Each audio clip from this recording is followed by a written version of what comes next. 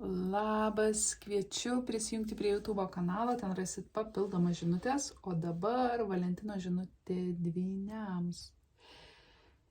Dvyniai, jūs buvot kažkokioj kovoj, arba kažkas gynėsi nuo jūsų.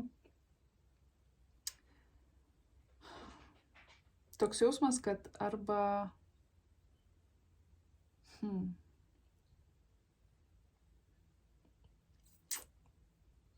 Aš matau baimę flirtuoti. Matau baimę išreikšti save, kažkokį didžiulį savęs sulaikymą ir tai yra jums siaubingai nenaudinga.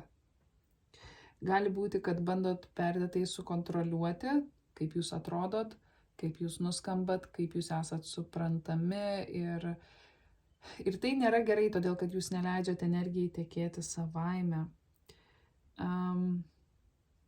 Jūs labai save mažinat, jūsų manifestacijos yra per menkos jūsų potencialui, nenorit matyti savo potencialo ir gali būti, kad dėl to save sulaikot nuo savo ateities vizijų.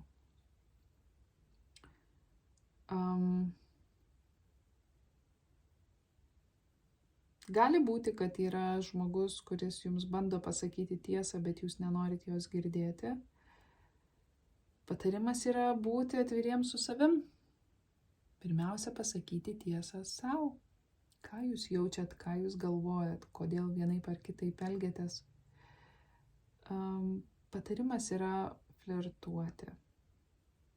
Jeigu tai yra santykiai, ryšiai, nebijokit išreikšti save.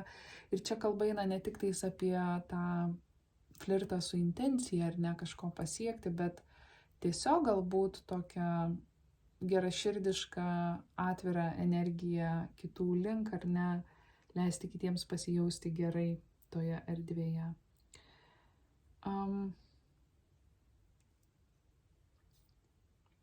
Toks jausmas, kad galbūt jūs nenorit būti kontroliuojami, bet tai išsiverčia į kitą pusę, tada jūs bandot kontroliuoti kitus.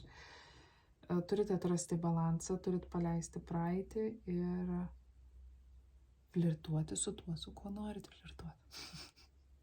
Tikiuosi, tai buvo naudinga. Ramybės, balanso, ate.